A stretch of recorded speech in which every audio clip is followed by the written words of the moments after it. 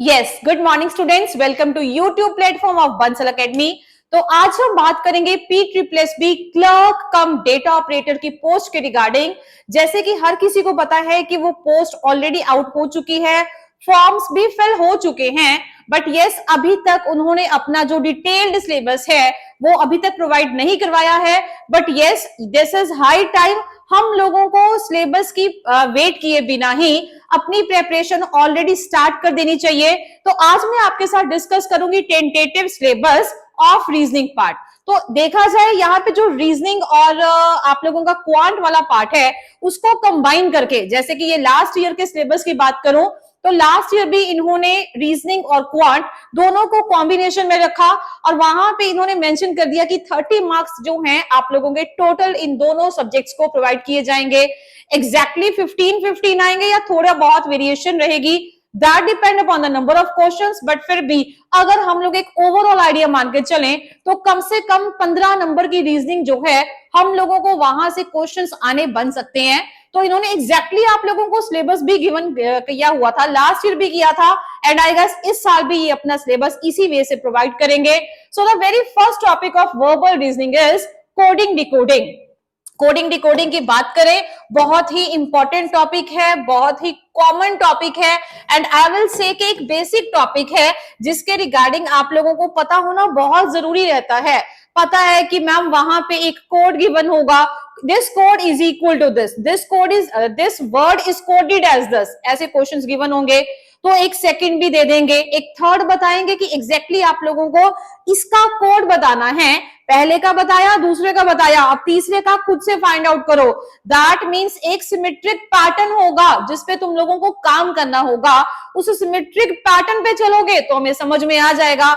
पहले वाले कोड को हम लोग देख के उसके मुताबिक अपने दिमाग में पैटर्न बनाने की कोशिश करेंगे। सबसे पहले पैटर्न बनाया, अब क्या वो पैटर्न हर जगह चल पाएगा उसको ही हम लोग सेकंड में क्रॉस चेक करने की कोशिश करेंगे।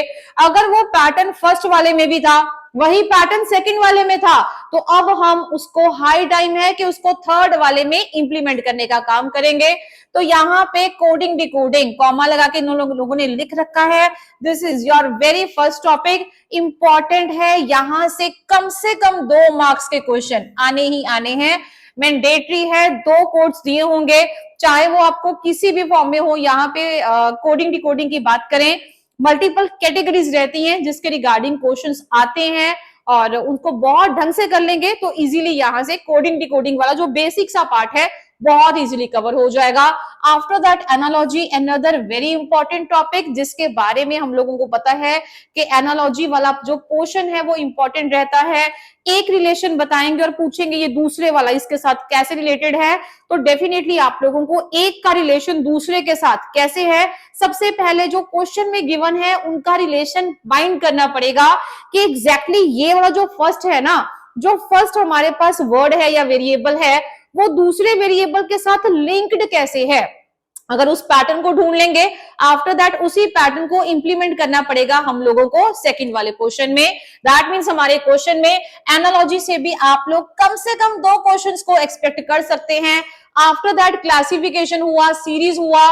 सीरीज यहाँ पे क्लासिफिकेशन लिखने का मतलब यहाँ पे खाली सिर्फ और सिर्फ तुम लोगों का नंबर सीरीज वाला पोर्शन नहीं आएगा।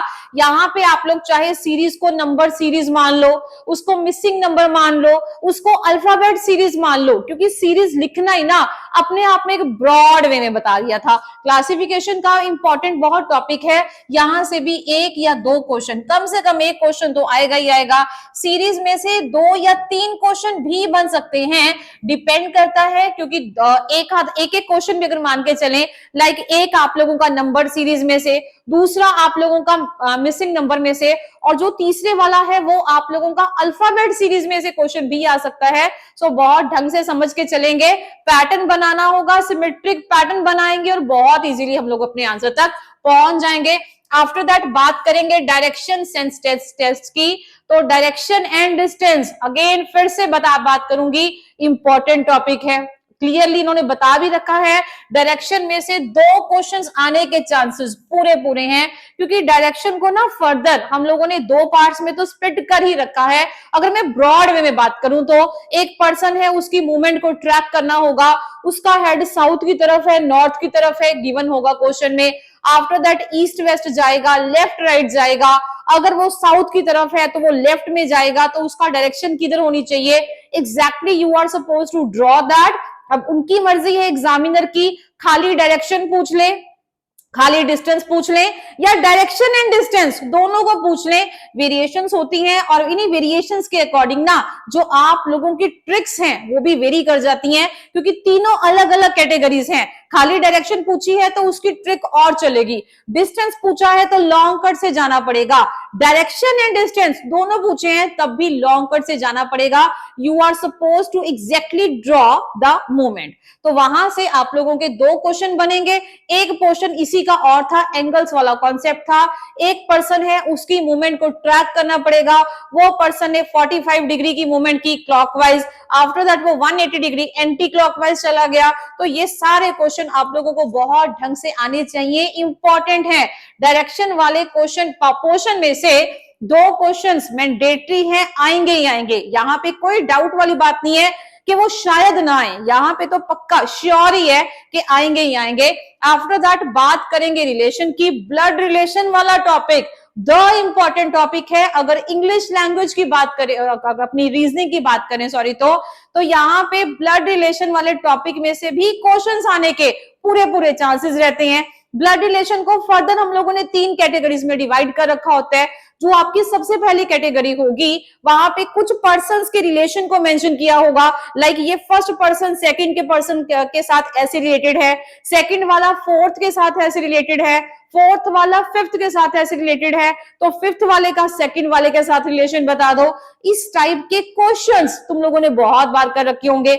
After that second category, that is very important and famous category, the difficult category जिसको बोल देते हैं, लेकिन अगर उसकी टेक्निक समझ में आ जाए कि उसको फ्रंट टू बॉटम मतलब कैसे आप लोगों को अप्रोच देनी है, तो क्वेश्चंस बहुत इजीली सॉल्व हो जाते हैं। पॉइंटिंग वाली कैटेगरी नाम से वो बहुत फेमस रहती है। थर्ड है आप लोगों के कोडेड रिलेशनशिप, जो कोडेड वाला पार्ट है वो भी बहुत इंपॉर्टेंट है। पर्टिकुलर रिलेशन बताएंगे, like A into B, that is coded as A is father of B, जो B प्लस A है या उसका कुछ ऐसे कोड बताएंगे। तो हर एक कोड के मुताबिक एक पर्टिकुलर रिलेशनशिप गिवन होगा। आफ्टर दैट एक इक्वेशन गिवन होगी, उस इक्वेशन को पढ़ेंगे विद डिफरेंट वेरिएबल्स, आप लोग उसको सॉल्व करने की कोशिश करेंगे। सो ब्लड रिलेशन वाला पोर्शन भी बहुत इंपॉर्टेंट रहता है।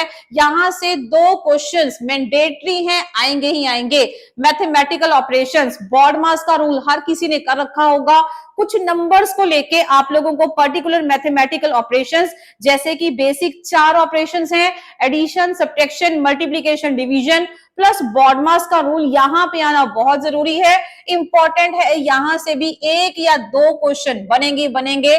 टाइम टेस्ट की बात कर दी, यहां पे जब टाइम टेस्ट मेंशन कर दिया तो क्लॉक वाला पोर्शन और कैलेंडर वाला पोर्शन, दोनों ही पोर्शन को मान के चलेंगे, क्योंकि क्लॉक भी इसी में आ जाएगा और कैलेंडर भी इसी में आ जाएगा। क्लॉक के रिगार्डिंग क्वेश्चंस पूछे जाते हैं, लाइक टाइम कुछ गिवन है आप लोगों को, लाइक 5:30 है, 6 है, 7 o'clock है, तो आप लोगों को एंगल बताना होगा between the minute hand and hour hand. तो ऐसे क्वेश्चंस आने के चांसेस रहते हैं। अगर कोई क्लॉक अपना टाइम गेन कर रही है या लूज कर रही है तो इस टाइम पे एग्जैक्टली क्या टाइम होता, वैसे क्वेश्चंस आ जाते हैं, क्योंकि यहाँ पे लेवल थोड़ा सा बढ़ जाता है। टाइम टेस्ट का जो क्लॉक वाला पोर्शन है वो थोड़ा सा मुश्किल रहता है, बट अगर आप लोगों को ढंग से फॉर्मूलाज प्लस शॉर्टकट्स दोनों आते हैं फिर ज्यादा दिक्कत नहीं आएगी। कैलेंडर वाला पोर्शन पर्टिकुलर डेट बताएंगे, पर्टिकुलर डे अपने आप से बताएंगे। आप लोगों को अगर उसका पैटर्न आता होगा कि इसको सॉल्व करने का तरीका क्या है, सिर्फ और सिर्फ तभी आप उस क्वेश्चन को सॉल्व कर पाएंगे।